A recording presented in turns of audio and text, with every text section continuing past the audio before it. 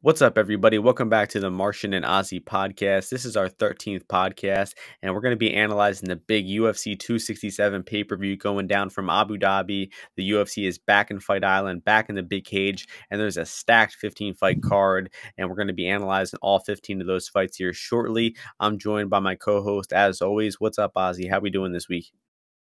Good. I'm happy to see a bunch of fights that aren't just a bunch of shitty fighters, that they're kind of putting together. A lot of the matchups this week have divisional relevance and, definitely further along a lot of the winners on this side. So looking forward to it taking place. And then, just a bunch of really, really good cards I feel coming up throughout November and December. Yeah, we're coming off the PFL championships last night. Kind of an underwhelming card, a few good fights in there. And we're coming off of a very successful week for me last week. My second biggest night on Bet MMA ever. 8.37 units with a 77% ROI. It was one of those cards where it seemed like just everything was going right. Even my kind of sketchy bets like Alex Caceres somehow ended up coming through and winning. So it was a great week for me. Ozzy, how'd you do last week? Just a little less than a unit. Just wasn't the card for me. I didn't really have. I just think I didn't really have a good feel for it. For some bets, like I was going back and forth on Random Marcos all week, and I was early on saying I wouldn't do it, and I ended up betting her, but at a worse number. But that really should have been a bigger bet, especially at those like plus 120 figures that they were out there earlier before. But that was kind of like a in between week, and not getting the win with Grand Dawson just really put a damper on the energy there. So I'm focused on making money though, and these cards upcoming. I think last week was kind of meh all around. Yeah, I think it's only like your second out of 12 weeks losing and still up like well over 30 units on I the don't do this for podcast. fun. So I yeah. don't do this for fun. And we'll probably have a bounce back this week because a lot of kind of wider lines on this card, but I still think there's some bets Fucking to be Russia made. all over the place, man. Let's just get the cat out of the hat. Just Yeah. Russians everywhere, all over this card. This is And a bunch of unknown guys that guys barely know about, and a bunch of sketchy guys all over the place too. So I think it's pretty, it's a pretty good card, top to bottom. Working its way up along it as well.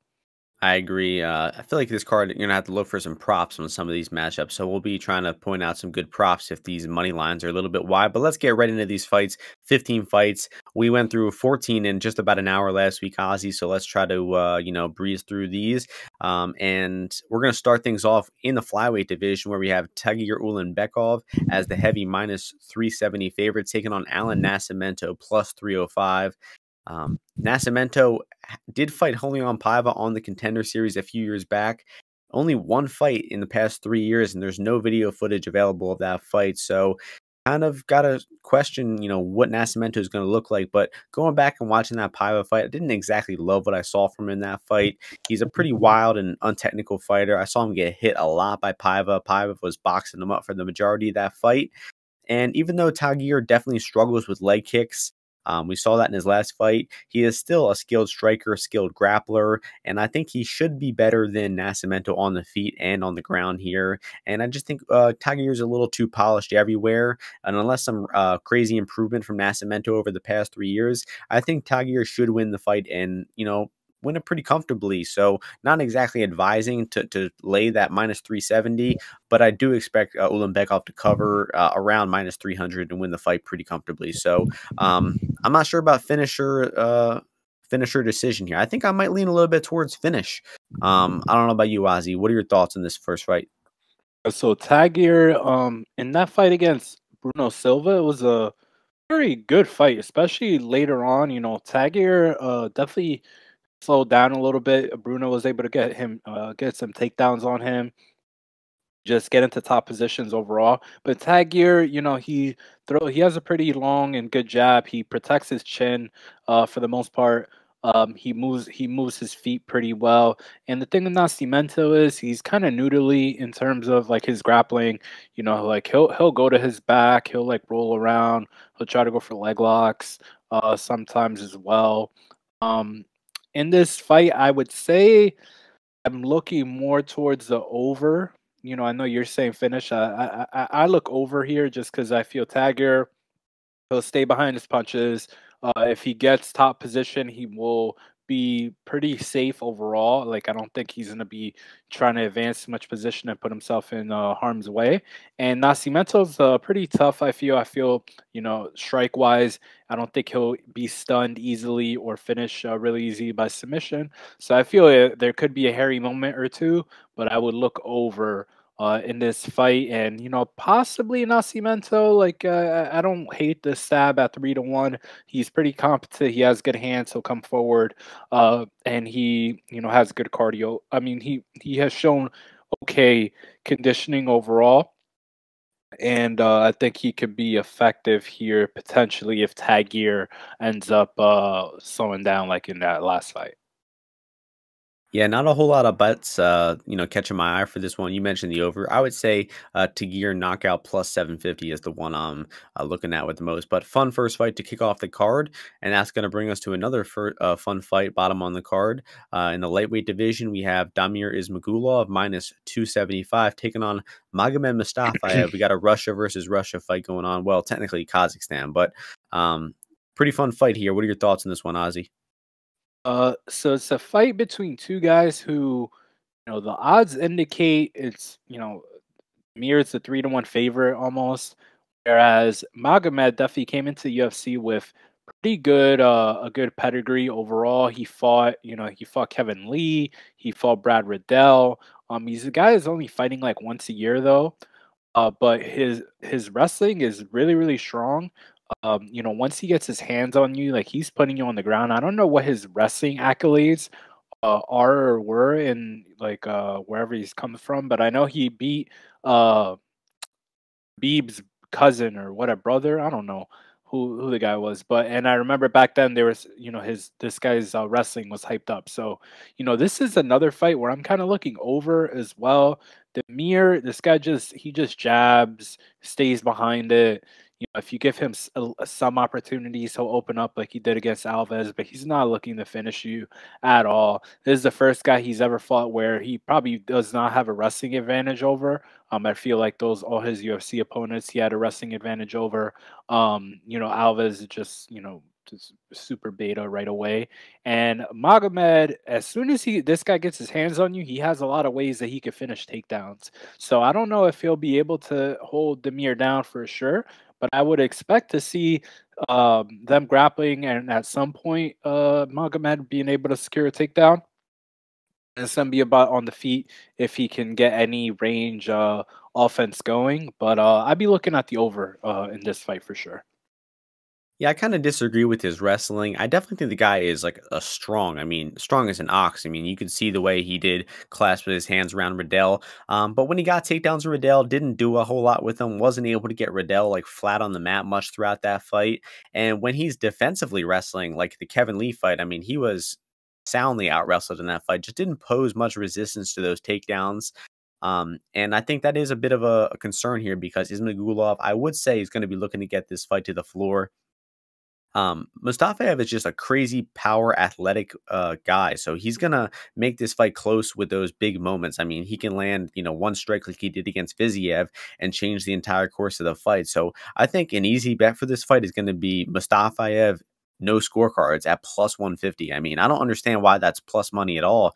Ismagulov doesn't seem interested in finishing in any capacity. So if there's a finish in this fight, I do expect it to be a Mustafaev knockout. So easy no scorecard play there on Mustafaev. That's a line I just saw as Ozzy was talking. So I might end up tracking a bet on that, to be honest. But I do expect Ismagulov to kind of grind his way to a decision here. But you saw in that Alves fight, his opponents can have big athletic moments where they may possibly change the course of the fight. So don't love Mustafaev's recent activity, like you said, over a year and a half layoff, but he does have the potential to make this fight close. So not a fight I would parlay. Definitely a fight I would say the value is on the dog. And if you like Ismagulov, just play him by decision. I mean, that's a 95% of his win condition is a decision. So I would take the decision at even money over his money line. That's going to bring us to the next fight, which is in the middleweight division. A bit of a short notice replacement fight. We got the short notice guy, Pu-Petroski, coming in at -220. Hu Yaozong plus 185 on the comeback. Petroski, he has a Polish, name, but he is an American guy fighting the Chinese guy in Russia here, or in Abu Dhabi, excuse me.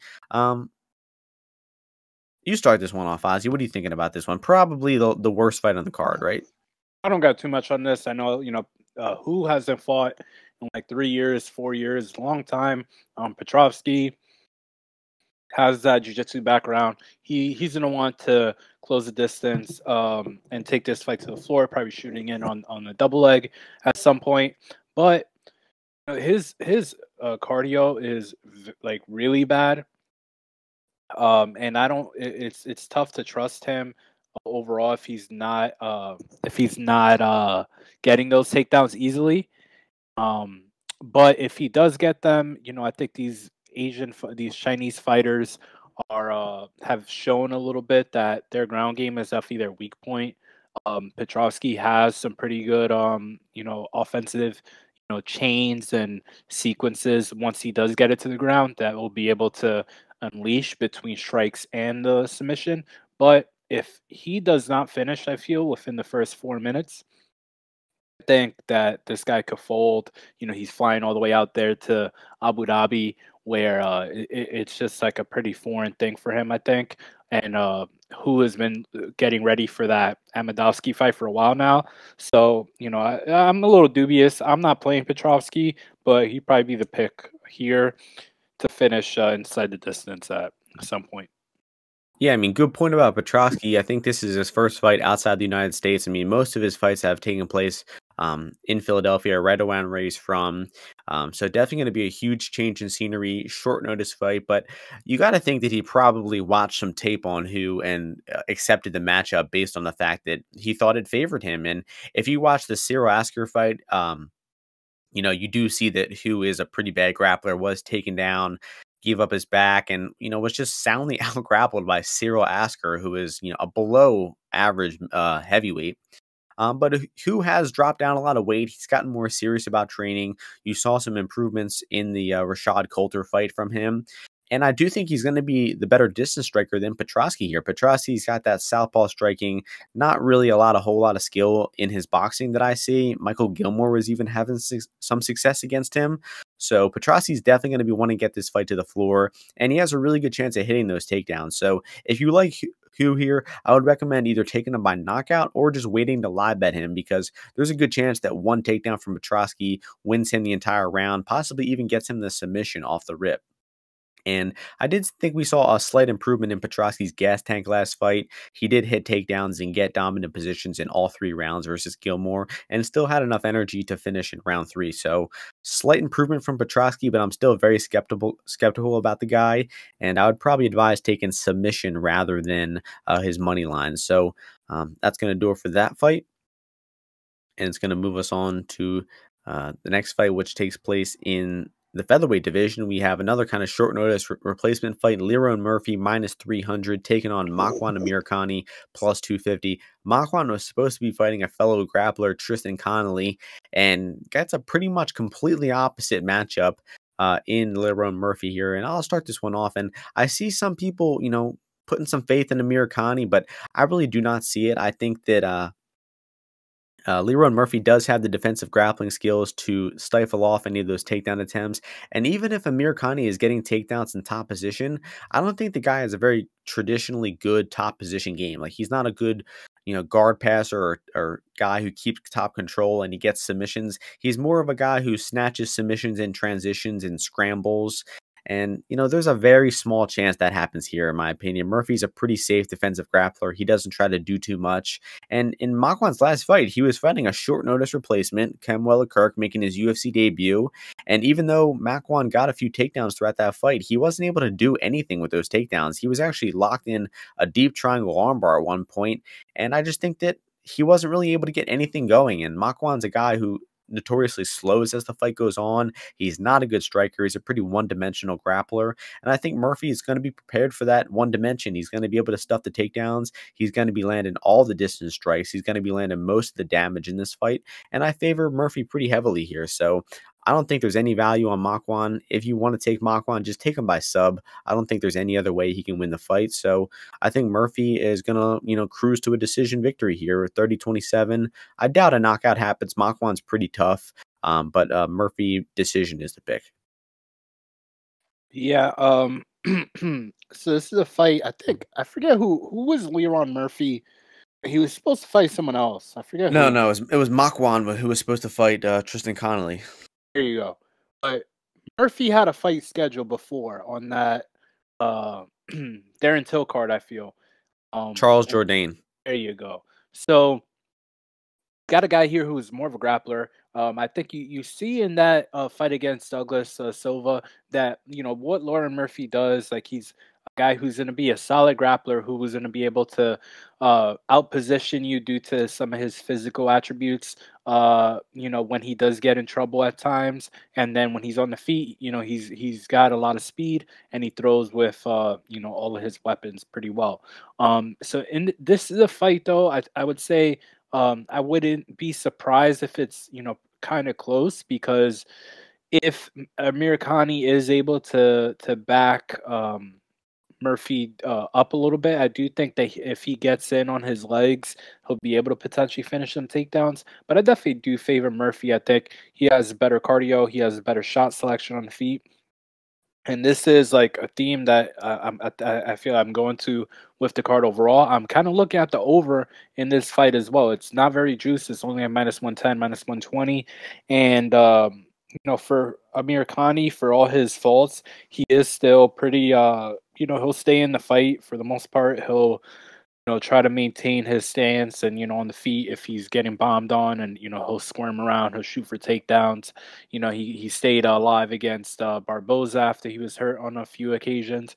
And Murphy, going into the decision bet that the pick that you made, it's kind of like still developing too a little bit with his striking. And because this is going to be a southpaw orthodox matchup as well, I don't think Murphy ever fights southpaw. I think that it has potential to be a little bit slower going, to lean towards the over at not big juice. Yeah, I agree with that. Murphy landed 48 SIG strikes in his last fight over Andrade over 15 minutes, so he's not exactly like a super high output guy. And his one knockout in the UFC against Ramos was kind of weird. Ramos kind of just wilted pretty heavily there. So I agree with the pick there on the over. So that's going to take us to the next fight, which is in the light heavyweight division. We have long layoff Shamil Gamzatov coming back -121, fighting Mikhail Oleksiejczuk +101. Your turn to start the fight off here. So what are you thinking about this light heavyweight fight? It's a fight here between guys that are, I think Gamzatov is still kind of young, but Gamzatov had that one fight against Abreu. Did not look impressive in the slightest bit. Like, he didn't really do anything there to convince you that he will, has any elite skill that is going to push him through the UFC. While Mikhail, he's a pretty good boxer. He'll go to the head and to the body. He's got a good left straight, good left uppercut. And, he'll, I don't know about his gas tank, but he'll definitely come after you hard in that first round. So you have to respect that. And that's why I think the line for sure has been coming in so much to his side, just because Gamzatov, is he going to take Mikhail down? If it's no, which I would lean towards, I guess, I think Mikhail has a pretty nice advantage on the feet. Gamzatov, this guy's going to decisions with so many guys that you put him in here against a guy like Mikhail, who, if he could get you out of the fight, he'll get you out of there quickly. I think that he probably should be favored, and that's why you see the line going into his side so much. Just with the volume overall and the question marks around Gamzatov, I would say that Mikhail's a pick for me, and any plus money is probably good. I'll come in on the other side here, even with Gamzatov with the layoff, 2 years, no fights, and, only a pretty limited amount of footage on the guy out there. I'll be siding with him here. I just think McCall is so underwhelming. He's a southpaw boxer, mostly keeps the offense to his hands. Um, Modestas Bukauskas is a guy who's kind of notoriously struggled with leg kicks, and Oleksiejczuk didn't attack that at all in that fight and had an extremely close decision win over Bukauskas in that fight. And a lot of people thought Bukauskas deserved to win that decision. So if Bukauskas wins that decision, this line could be looking a lot different here.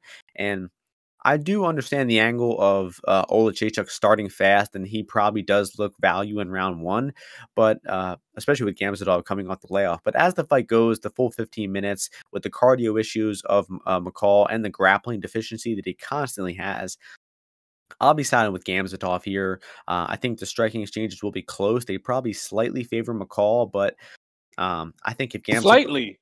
Yeah, slightly. Yeah, I mean... I think we're going to see some improvements from Gamzatov too. I mean, it's kind of a bold assumption, but I think Gamzatov went to a decision with Eddie Gordon, bro. Yeah, but he did take Eddie Gordon down in that fight. And that guy's a truck, the literal original truck on top. Exactly. So yeah, I'll go Gamzatov decision here. So we'll disagree on this one. We'll come back next week and see who won this high-level affair. It's kind of funny, though. Gamzatov's 14-0, and the odds are kind of close here, So the market's... What does that tell you? The market's liking Oleg. But I don't understand why, because he's terrible. Yeah. So he would have killed Rex Harris, I'll tell you that much. Hopefully Gamzatov wrestles. All right, that's going to move us on. Next fight taking place in the welterweight division, kind of a head scratcher fight here. We got Zaleski dos Santos minus 235, and Benoit Saint-Denis is making his UFC debut plus 200. I don't speak French, but the guy's name, Benoit Saint-Denis, you can call him whatever you want. You can start off this breakdown, Ozzy. What are you thinking here? Zaleski's been a fighter who, I don't know how many UFC fights he has, but he's gone on a pretty good runs overall. The times that he loses, I think he was winning that fight against Jingliang, and I can't believe he didn't get the decision in his last fight. It was just crazy. I don't know anything about this Saint-Denis dude. I looked him up a lot. I tried to find some videos. It looked like he was training with a Volkan. I don't know what the connection is there, but no idea who this dude is. I'm hearing some people say he's special forces, he's some fucking ninja.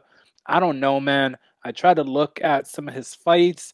He looks okay, but he feels to me like a guy who is kind of overconfident in his abilities overall. He just has that kind of demeanor and energy where I'm looking. I mean, he's okay on the ground.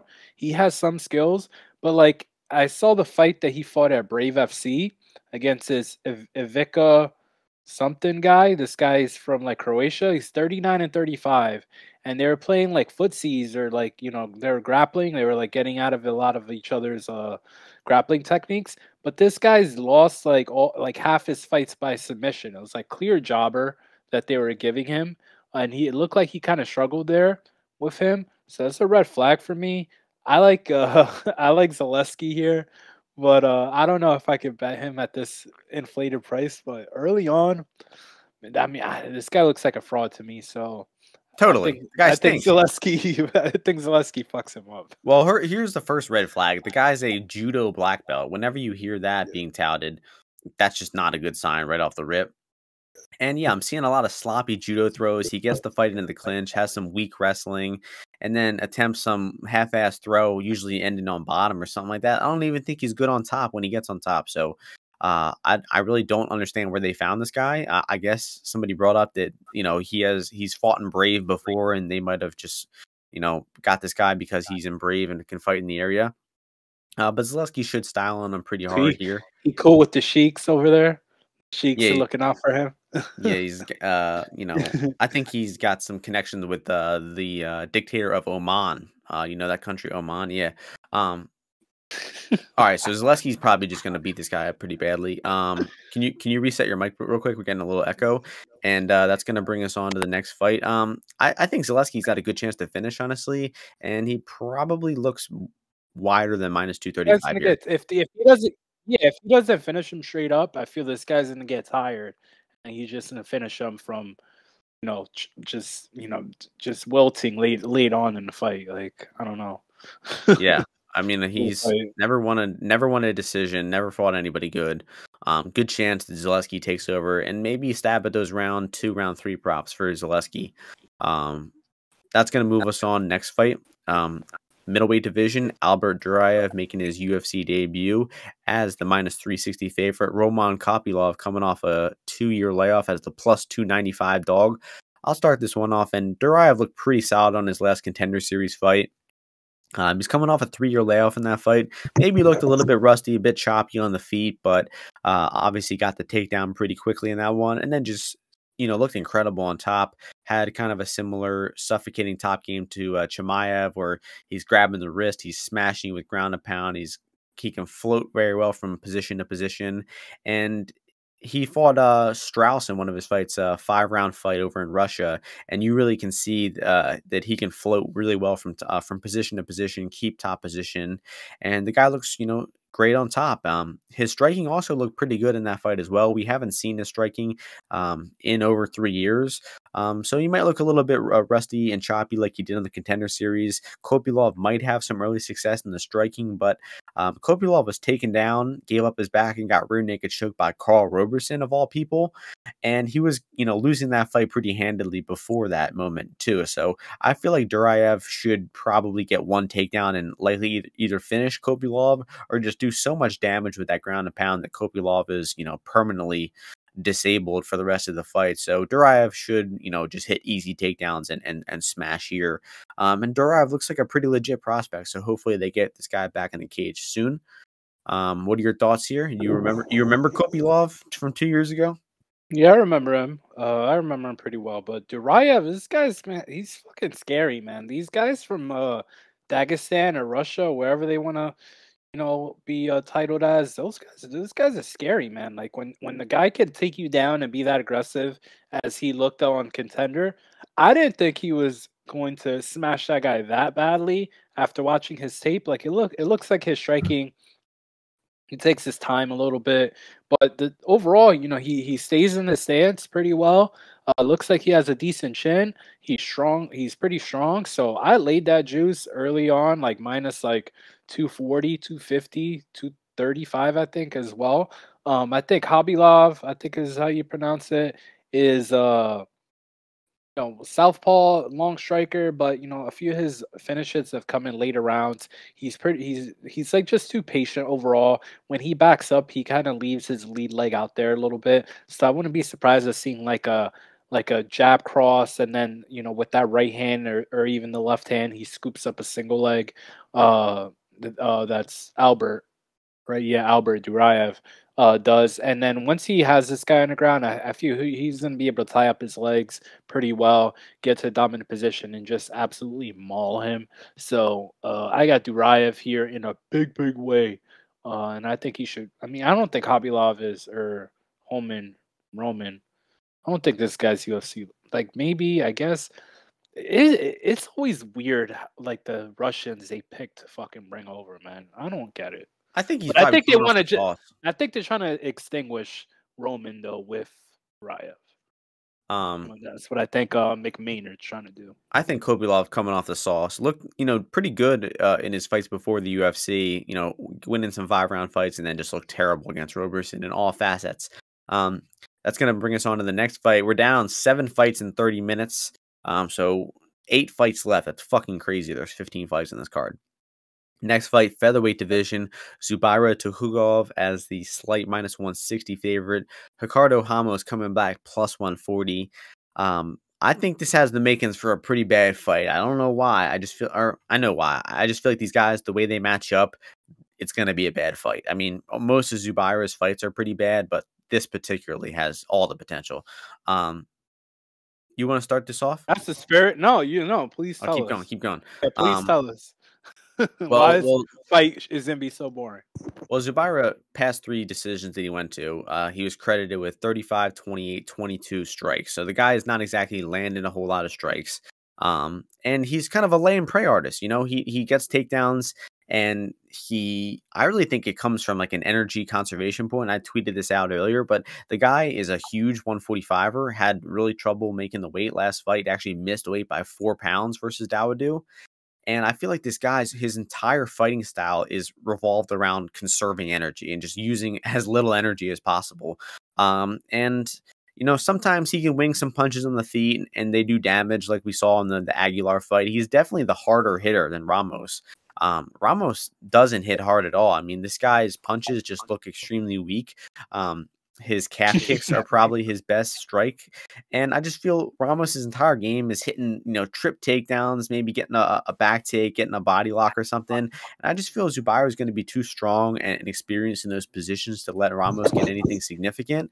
But the fact that Zubaira is so low output and just so underwhelming, I think this fight could be a close split decision type of fight just based on Zubaira's style. I mean, his past 4 decisions have all been split decisions, 1 split decision win, 2 split losses, and 1 split draw. So this guy's just classically in close razor thin fights, and the judges don't really know what to think of him. And the last time he fought in Abu Dhabi, he was awarded a draw in a fight that you could have said he won. So it doesn't seem like he really has any bias or favoritism with these Abu Dhabi judges either. So I'll pick Zubaira decision, but like I said, split decision is really on the table for either guy here. Yeah, isn't that the best bet? The fight you said? Best bet, plus 400. Available on DraftKings. The homie Danny Lags tweeted it out earlier. It's winning. You know, I don't know who's winning this split decision, but one of them is. You heard it here first, guys. Plus 400 by split decision. Split is it? A Split or collab majority? collab play by the Martian and Collab play. Danny Lags. Okay, so you know, this fight, I don't know about it being the most boring, but I hate it. I hate the fight because you know how this guy John Martian was describing the fight is very accurate in the fact that Thanks. Ramos, he's like a gimmick artist, man. Like, you know, like you said, he doesn't really look to land like very heavy strikes. He's looking to pick at you, you know, in all facets. You know, he's the kind of guy Spin who kicks. he's throwing stupid spin kicks. He's throwing that like you know, back heel calf kick. Like the hell is that? Dumbest strike in MMA. Dumbest strike in MMA. Just so dumb and stupid. And then you got Zubairo, who the only punch he ever throws is like a counter left hook, and it's like if he's flailing at you because he's trying to get, you know, make contact in some way, you know, so he could wrestle. So this is another fight where I'm looking at the over, man, because Ramos, excuse me, he got put out by Murphy, but Murphy's, you know, pretty big. I think he hits way harder than Tukhugov.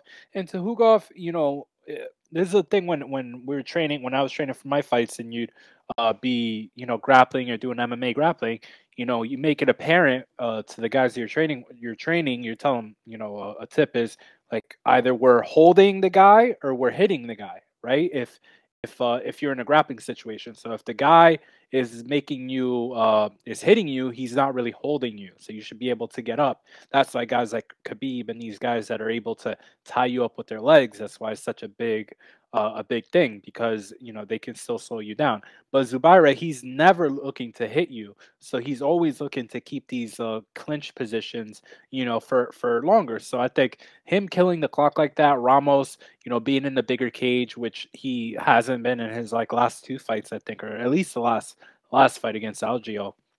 He's gonna dance around. He's in a jab. I think Tukhugov probably doesn't get him down right away with his first initial takedowns. And I feel like this fight goes later on. And I'm not trying to pick a side too much, but I would say that Ramos, like if he could get away from some of the gimmicks, you know, look to reverse and, you know, fight hard early on and really tire Tukhugov out. You know, he should be able to land calf kicks on this guy. He should be able to land his jab because he's pretty quick overall and look for the counters. But I can't trust the guy, but I can trust him to make a fight close. So that's why I'll side with the over. Looking at some more DraftKings props here, the decision only for Ramos is plus 150. So if he gets finished, you get your money back, and if it goes to decision, you're getting better than money line price at plus 150. But yeah, I think the over is gonna hit here. That's probably the right side to be on. And it's going to be a split decision fight for sure. So next fight, last prelim, actually the only female fight on the card, and it's a very good fight. We have Amanda Ribas as the minus 153 favorite, Virna Jandiroba plus 133. I'm a big fan of Virna myself, and you can start this one off though, Ozzy. What are your thoughts here? So two girls, Brazilian Jiu-Jitsu black belts.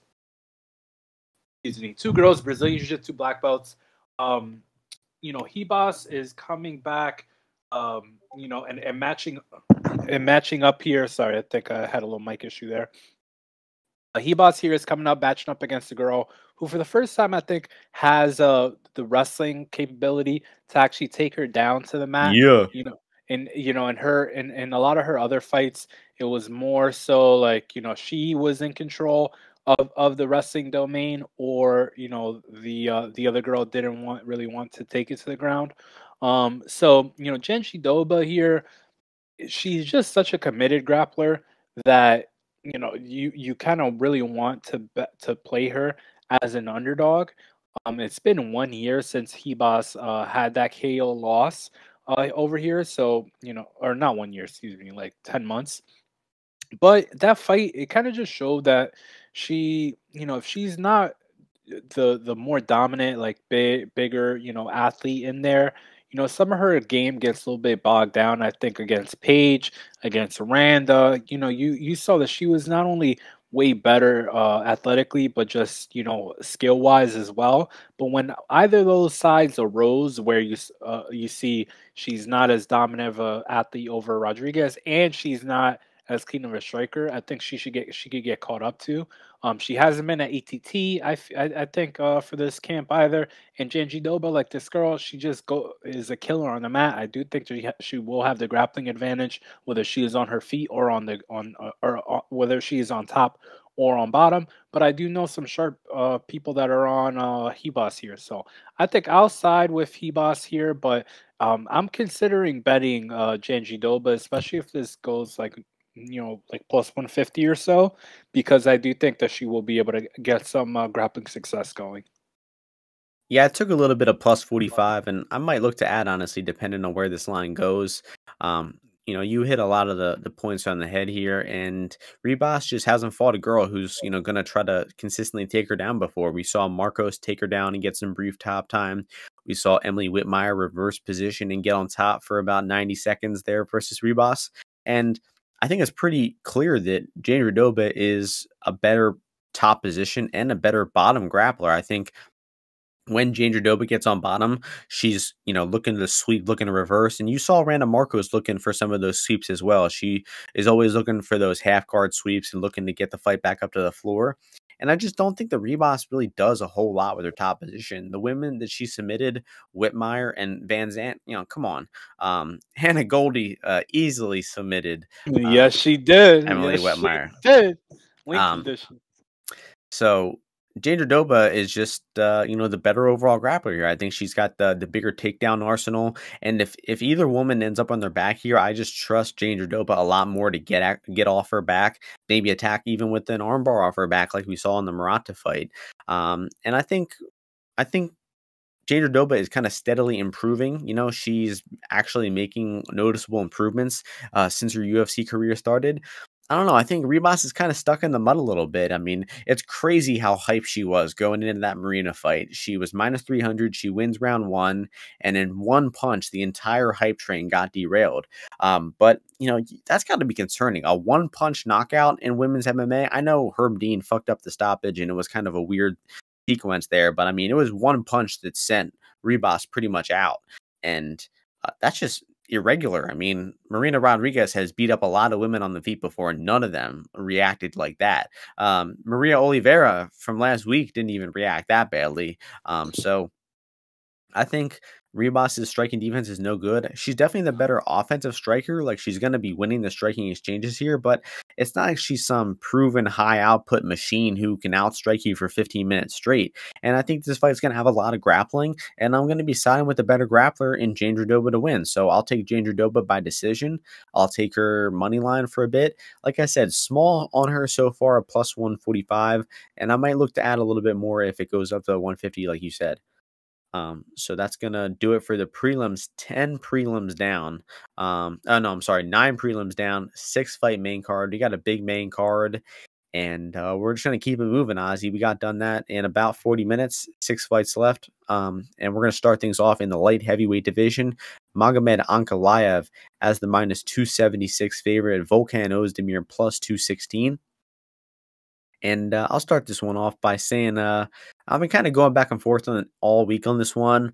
I initially thought that Oezdemir could, use his aggression, his athleticism, maybe even a little bit of wrestling to make the fight close. But rewatching that Prochazka fight with Oezdemir, I just felt his boxing looked a little slow and telegraphed in that fight. Eventually Jiri was able to find and land the harder shots. And I just think that in the boxing exchanges, Ankalaev is so much cleaner. He's going to be landing counter shots. And if these guys are boxing for prolonged amount of time, I think Ankalaev is going to start countering him hard and hurting him. And I think what a lot of people are relying on in this fight, I see a lot of people taking the Oezdemir side as the dog. They're looking at Krylov and the success that Krylov had. But Krylov is a way better kicker than Oezdemir, first of all. He, throws body kicks and disguises his punches behind that a little bit, which gave Ankalaev trouble. And I just think he's a more athletic fighter as well, probably a better overall grappler than Oezdemir.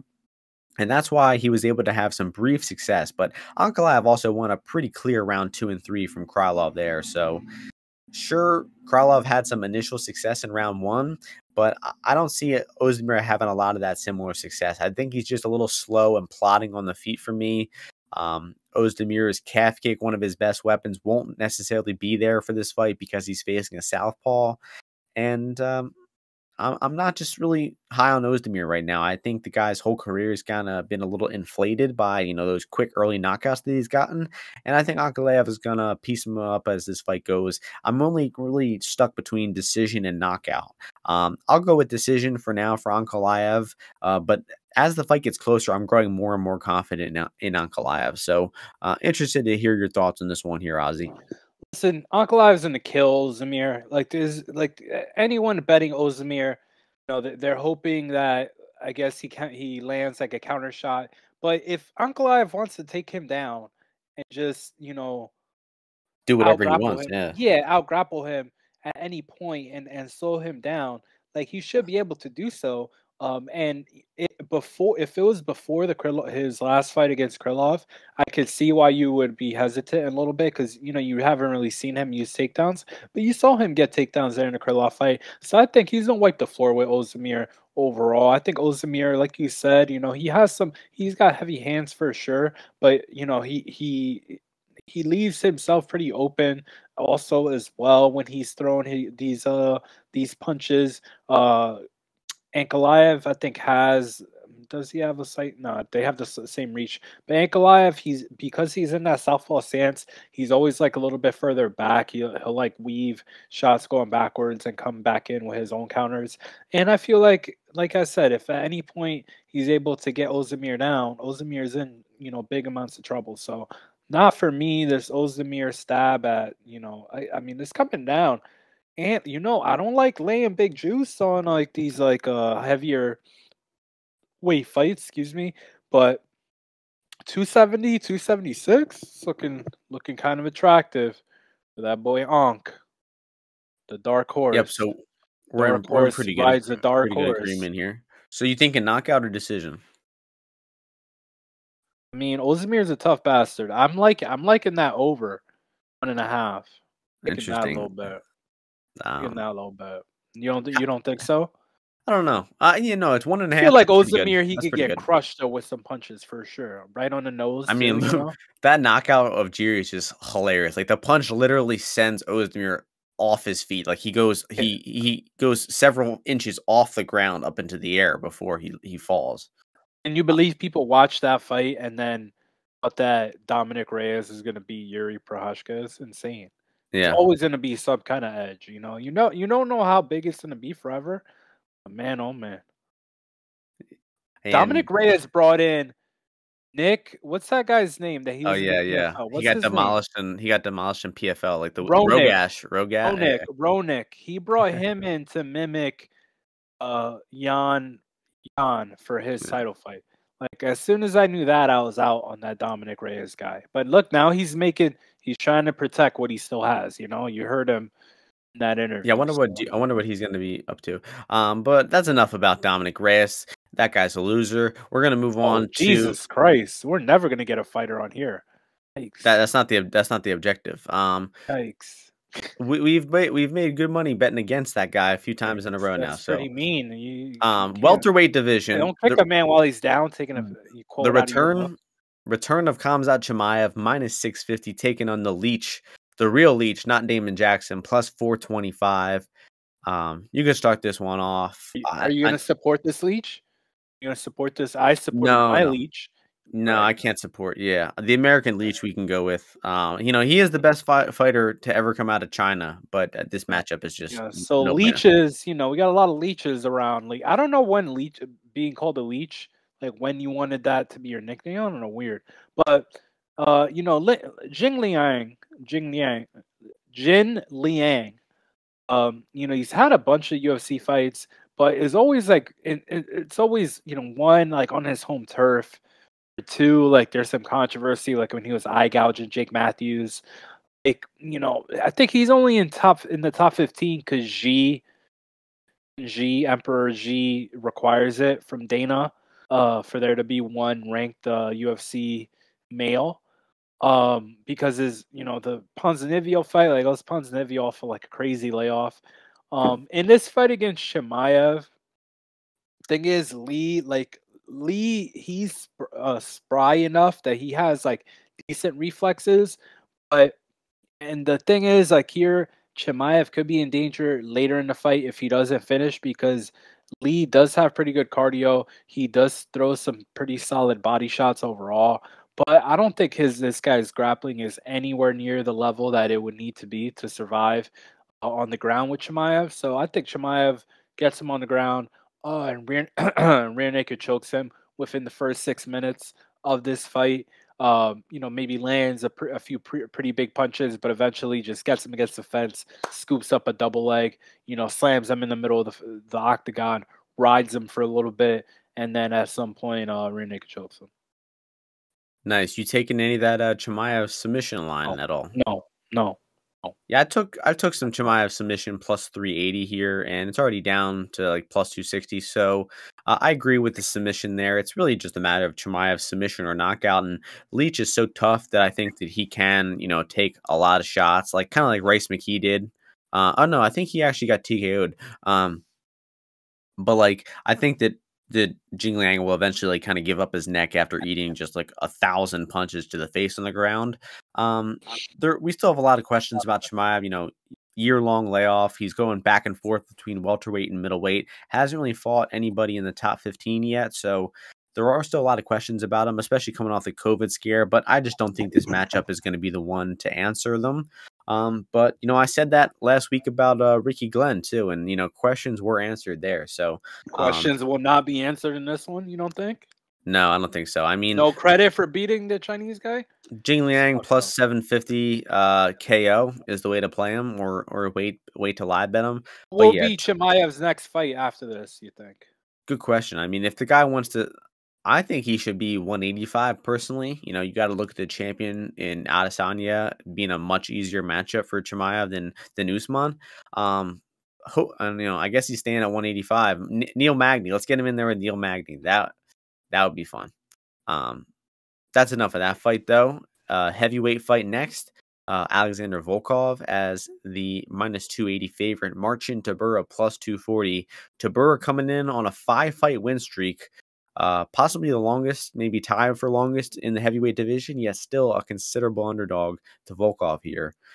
Just shows how bad the matchup is. I'll just keep going with this one. Volkov, is going to emphatically win the striking exchanges here. Tybura is just too slow and hittable at range. He struggled with at range versus Greg Hardy pretty badly. So, you got to think that Volkov's going to outstrike him pretty badly. And Volkov, with this new weight, as Ozzy said, with the new back tat, I feel like, he's kind of a new fighter.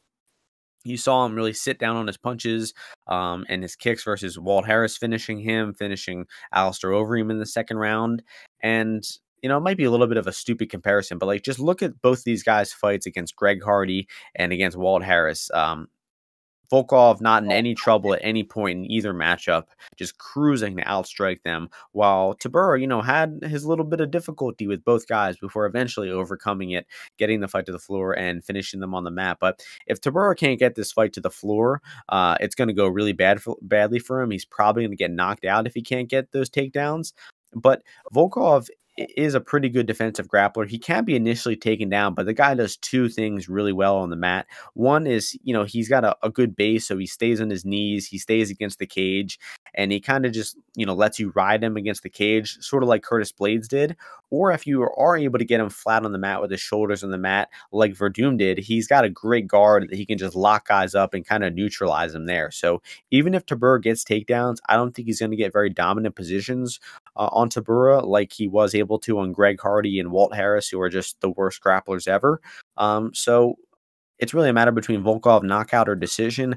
I'm leaning a bit towards knockout here, plus 150 on FanDuel right now. Honestly, considering a play on that, I just feel like Tybura's going to get stuck at range here and he's going to get hit real hard. Volkov targets the body, head, does it all. So I'll go Volkov knockout round 2 here.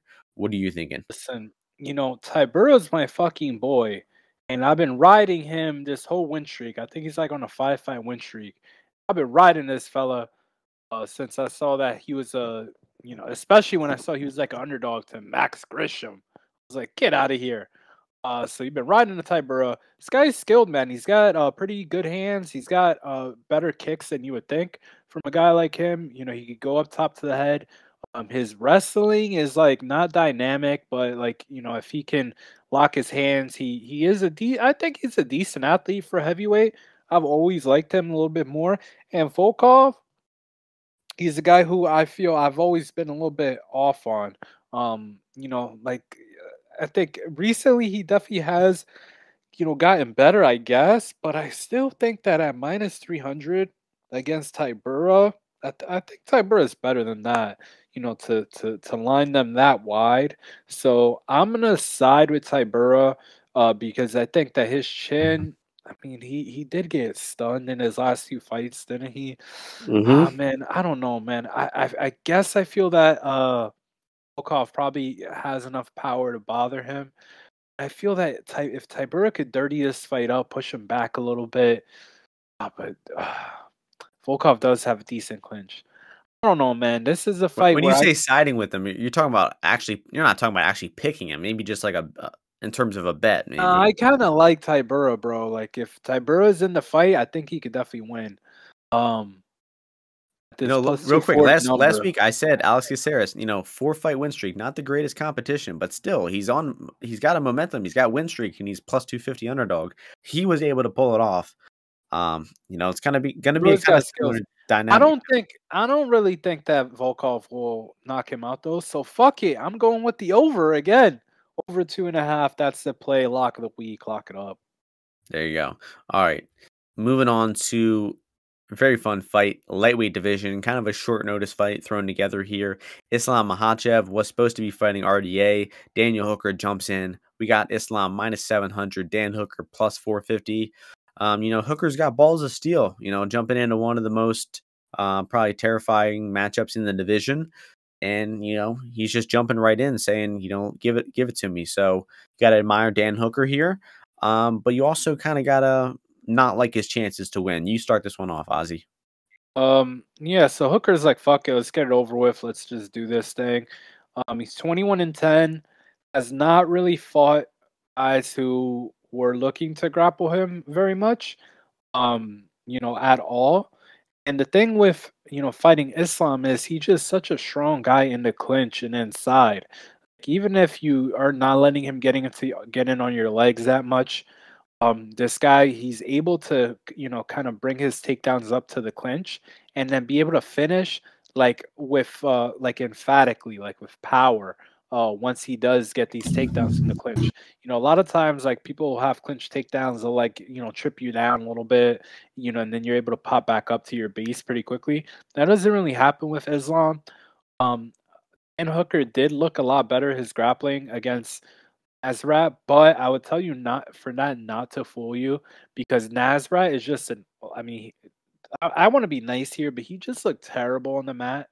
He looked like he didn't know that grappling was allowed in that fight against Dan Hooker. Like, Hooker was putting a clinic on him by that third round. It was crazy. But I don't think he's going to be able to land counter shots on Islam, and I don't think that he's going to be able to avoid the clinch. Like if you saw in that Dustin Poirier fight, he's getting clinched up there and stuff, and Paul Felder as well. So Islam probably gets Hooker to the ground at some points and is able to just start beating on him. But again, that over 2.5 at -160. I don't know if he's gonna if Islam is gonna be able to submit him as easily like he did Drew Dober, because I do think that Hooker is a talented fighter overall, and it will be a little bit risk adverse, at certain points on the ground. So I'd be looking at that. Yeah, like I said in the beginning of this one, you got to respect Hooker, but the matchup is just, so bad for him. You brought up that he hasn't really ran into many dedicated grapplers, which is true. And the last guy who really was trying to take him down the entire fight, might have been Jason Knight, honestly. And Jason Knight, was able to get some takedowns. Hick Diaz, remember that guy?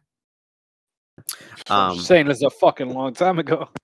Yeah, I mean, that's how far you have to go back to fight to see a guy who was real. I mean, he fought Burns, didn't really attempt takedowns in that fight, but like the last guy who attempted like a high amount of takedowns on Hooker besides Poirier was Jason Knight. And Hooker got his back taken in that fight a few times. He was, put in some submissions, some guillotine attempts, and I didn't think that was a great look. And then, like you said, him just getting pushed against the cage, taken down by Hooker, especially in the later rounds. That's not a good look, but he also did throw like 300 strikes in the first round or two versus Poirier. So not entirely fair to, point to that example, but still to pick against Islam Makhachev, you would have to have some either incredible knockout power, or some incredible defensive grappling skills. And Hooker hits hard. He is, a very skilled striker, but just doesn't have that type of one strike knockout power. The only strike I can see him hitting a one hitter quitter would be that knee up the middle. If he were somehow able to time Islam coming in on a takedown, Dan Hooker does have tremendous knees up the middle. But I respect Dan, but I also kind of think it's a bad career decision. You brought up the Nasrat fight. He just dominated Nasrat, coming off a lot of momentum, and now he's gambling that all on this, terrible stylistic matchup. But that's why these guys are fighters. That's why they're trying to be the best in the world. But you gotta respect Hooker, but just bad matchup for him, and he probably gets it grinded out to probably either a round 3 submission or a 30-27 decision. So you're thinking decision over submission here, right, Ozzy? Yes, I am. I don't know. I think Islam could get the sub here, and Islam did mention Gaethje and Chandler. He knows that the guy getting the next chance at the winner of Poirier and Oliveira is going to be either Chandler or Gaethje or Islam. And if Islam were to finish, that would put him ahead in the. I don't think Islam's got that much going on up there, bro. Come on. No, he literally said that on video today, or yesterday. Probably he already forgot. Do a quick mic reset while I introduce the co-main event. Co-main event, bantamweight division for the interim bantamweight championship title. We have Peter Yan as the favorite, -208, taking on Corey Sandhagen, +178. A little bit of a short notice fight. Sandhagen replacing Aljamain Sterling here. Sandhagen, of course, coming off of that split decision loss to TJ Dillashaw back in July. And Yan obviously coming off his DQ loss where he lost the title. So you want to start this one off, Ozzy? I'll start off the main event, I guess. Yeah, sure. So, really good fight that, has come together for us here between the guy, Corey Sandhagen. I've always thought that, before I had him as the number one guy, on my board overall. So, we're getting a treat here in him fighting Yan because this is a fight that potentially, could have happened for a little bit if it wasn't the case. So, I'm assuming we're going to get a stand-up affair for the most part, especially early on. Sandhagen is a lot more of a rangy style. He's got a wide stance. He's looking to kind of catch you with intercepting shots or, throw that jab and stick that out and have that be the primary weapon for him as he sets up more offense. But Jan, I've been gaining respect for him, looking back at his fight sound a little bit more. Looking back at the Sterling fight, if you just go to that most specific one, just the ferocity he had on some of those shots that he was throwing back, the way he would stay in stance as Sterling is. Oh, damn, I'm a little gassed out some like hiccups. As Sterling is coming at him with straight shots and uppercuts and knees and kicks and all those things. It was pretty impressive to me. That was also in that smaller octagon there. And I think once he is a guy that starts getting on the front foot, I do think that he poses a lot of problems for Sandhagen. I think his power between his kicks and his punches is a lot more than I think Sandhagen has felt a lot. Like, TJ, I feel he looked okay, but I do think that, some of his striking specifically wasn't as sharp. And I do think that Jan is going to be able to put a lot more damage on Corey than TJ was, it'll be a lot easier for him to land as well. I think that Jan is more accurate with his hands. And then if this fight goes into the closer ranges, I know Corey is confident in his jiu-jitsu, but I just haven't seen anything from Jan to have me question his grappling. I think that he's like very, very good, a very good grappler. So I think it would take, a very, very quick transition from Corey to catch him or get top position or do something like that. So I'm leaning towards Yan here. The line is coming down. So it's not something that I've, bet on. I know people like the Corey side at plus like 220, 210. But if you're betting it now, I think it's I don't think that Corey is really uh gonna win this fight, to be honest with you. I just think that Jan's presence is too much in there. I think he stays in good positions and puts out good offense from there, that he's gonna win this fight more often than not. So very fun fight, like you said. Glad we're getting this matchup, the Aljamain rematch. No one was really looking forward to that, and we actually have a much more compelling matchup here. And starting off by just talking about the pre-fight betting line, Yan minus 208, Sandhagen plus 178. Pretty much the same line that the Yan Aldo fight was at too, for what it's worth. I guess I could see the angle behind Sandhagen being the value side pre-fight, just because Yan does typically start slow. He likes to make reads, download his opponent's information before he starts really turning up the pressure. And I really could see Corey winning rounds 1, possibly even rounds 1 and 2 here, but I think he's definitely going to win one of the first 2 rounds just because Corey starts fast. He's going to be pumping out that volume, and Yan doesn't really start to turn it up until round 3. The guy is really accustomed to fighting those 5-round fights. He had a lot of experience pre-UFC, and he's getting some under his belt here. And it wasn't until the second half of round 3 versus Aldo where he started to take over. Round 3 versus Aljamain is when he really started to ramp up the volume.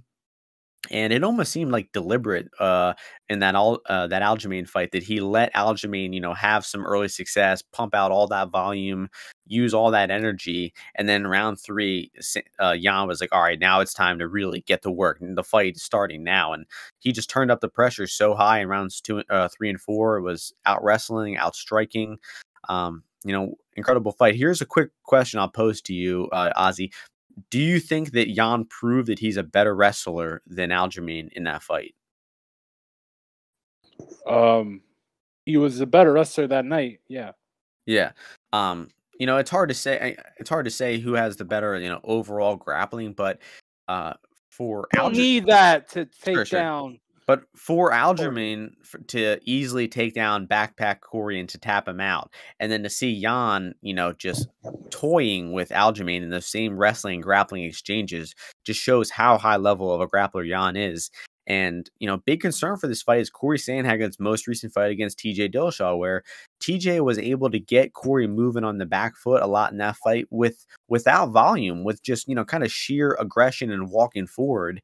And Corey doesn't really stand his ground. He's kind of content to backpedal, to backtrack and fight on the back foot.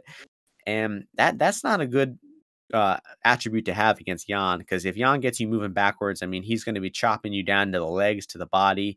And then Corey also gave up a lot of body locks in that fight to TJ. He allowed TJ to get close in the clinch to get that body lock, and pretty much anytime TJ got his hands clasped in that fight, it was a good. It was funny. It was a good Corey, 60, 90 seconds of control time. As soon as like TJ got even close to Corey just turned around. He just right away. It was hilarious. I mean, I said that the last fight against that was actually our first podcast, was the Sandhagen TJ card, and little brag, we both did bet TJ there, so cash those split decision tickets. You won't hear us disagreeing with that decision too heavily, but Corey probably did deserve to win that, to be honest. Rewatching it, whatever. Yeah, who cares? Let's get on to this fight. And then I messed up my momentum there. Yeah, I mentioned going into that fight that Corey is constantly showing these grappling liabilities, and he showed more liabilities in that TJ fight. I just think this guy isn't a good wrestler, isn't really making big leaps and improvements in the defensive grappling, and especially not after, 3 or 4 months, that he's had to prepare for this fight. He loves Ryan Hall. Extremely bad look. I'm not look. I'm a fan of Ryan's. I've trained at his gym a few times. I'm just saying he's a fan. I think he's a little loose with some of these defensive techniques. I think those guys, like, they're trying to approach it in a different way. But I don't think that Yan is like the right kind of guy to be giving him positions where Yan is he's such a savvy guy himself, for a guy that's under 30, but this is his second title fight, his third title fight. He's just so smart in there that if you're giving him these small opportunities, whether it be for him to rest, for him to, get off easy offense, like, you can't be doing that. So I like Yan here. Yeah, I like him too, and I think that he's probably going to be a better live bet, though. I think, like I said, Sandhagen is going to start strong round 1 or 2. You're going to get Yan minus 150, minus 130. Look to fire away on the live bets in this fight. And, just terrific fight. I'll be cheering for Peter Yan, one of my favorite fighters. But I like and respect Corey Sandhagen a lot, so this is an amazing matchup. And then that's going to take us to the main event. Another amazing matchup. Two old good guys in the sport. We have the challenger, Glover Teixeira, clocking in at 42 years old today. Jan Blachowicz, the champion, 38 years old. The betting line right now, Jan Blachowicz minus 275, Glover Teixeira plus 235. Wow, I'm actually seeing Glover plus 270 on FanDuel. So it seems like some action coming in on Jan Blachowicz today. And honestly, Ozzy, I have no idea what your thoughts are on this fight. We haven't really discussed this fight this week, but I'll get started with this one. You did the last one. So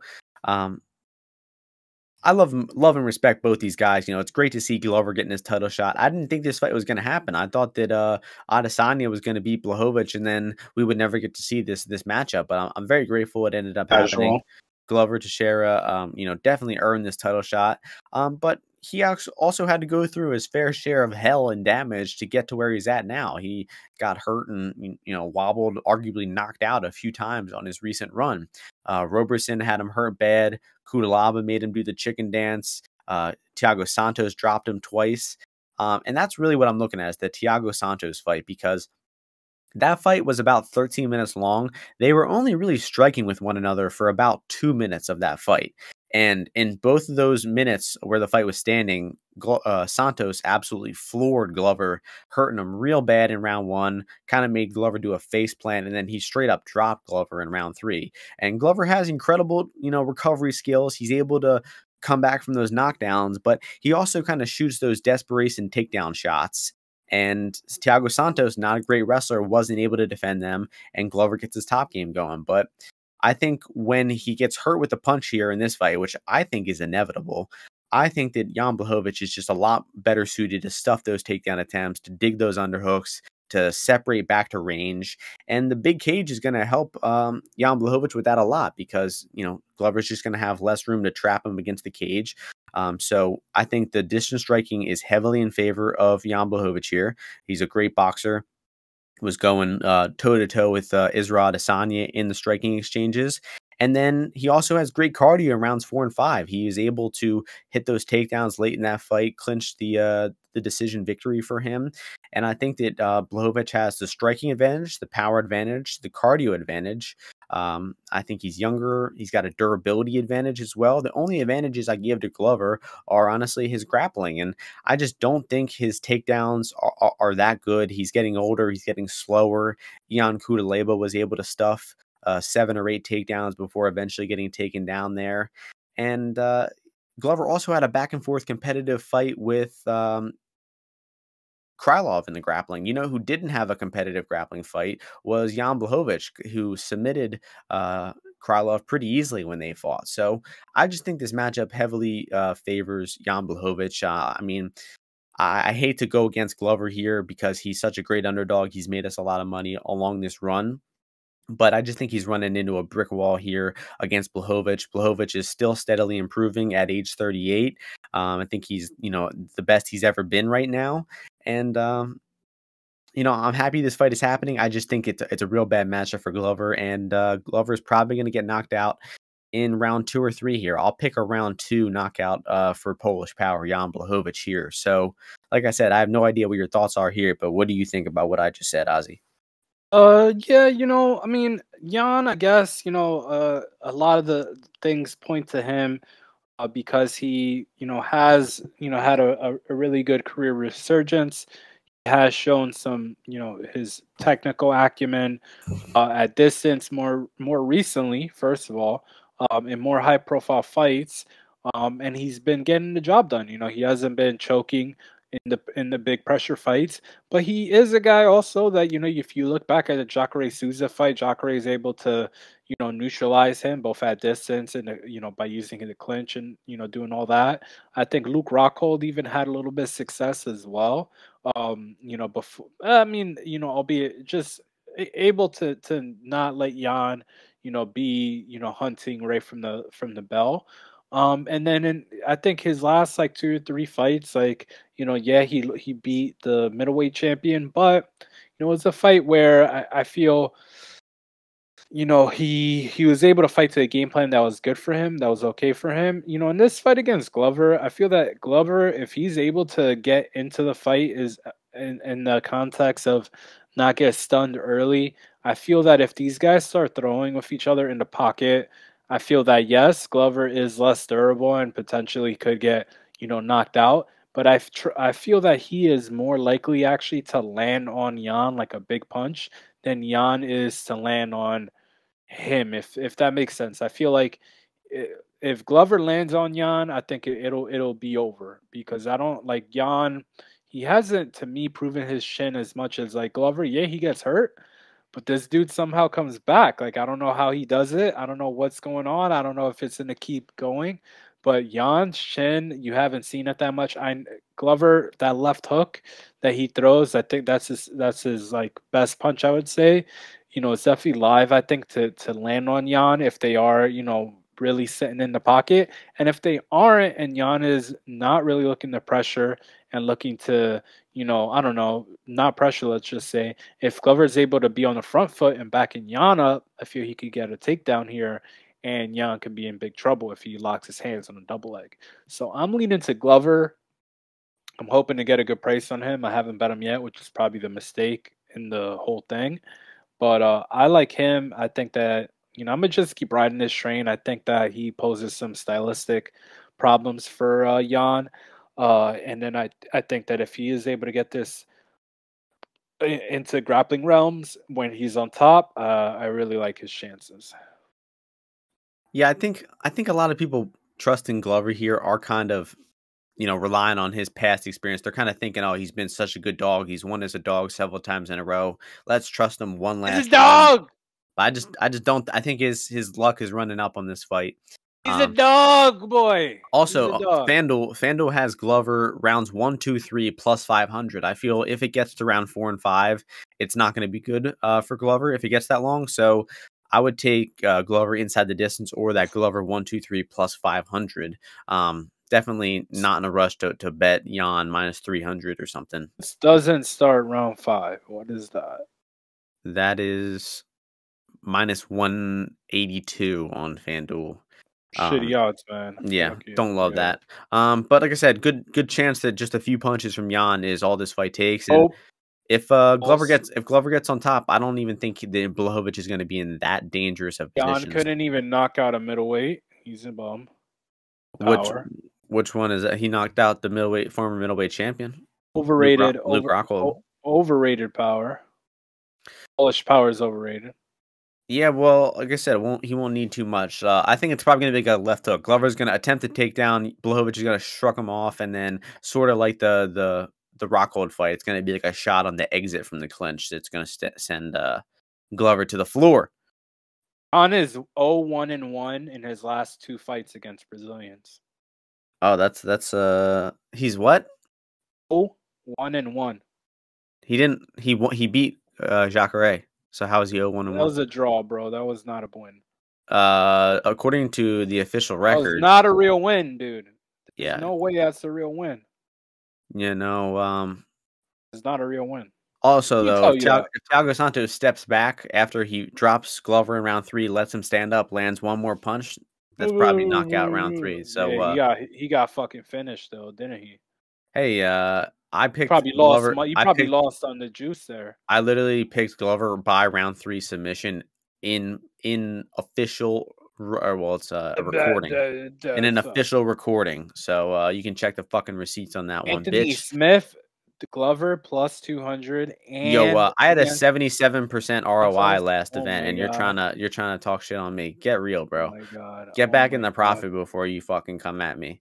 All right, that's enough. You could attribute all that money to me, literally. 15 fights. We're down in less than an hour and 20 minutes. That's pretty good, pretty good for a pay-per-view card too. Who gives a fuck? If someone's gonna listen, you listen to the whole thing. Yeah, but we want to keep it somewhat concise.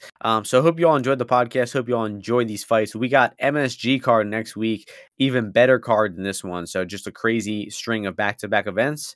And I hope you all enjoy the fights. Make sure you remember it starts early, 10:30 a.m. Eastern time. Holy first shit. Fight. 2 p.m. is the first pay-per-view fight, so make sure you guys remember that. And hope you all enjoy the podcast. Thank you all for listening. Hope you all win some bets this weekend. We'll see you next week. Peace.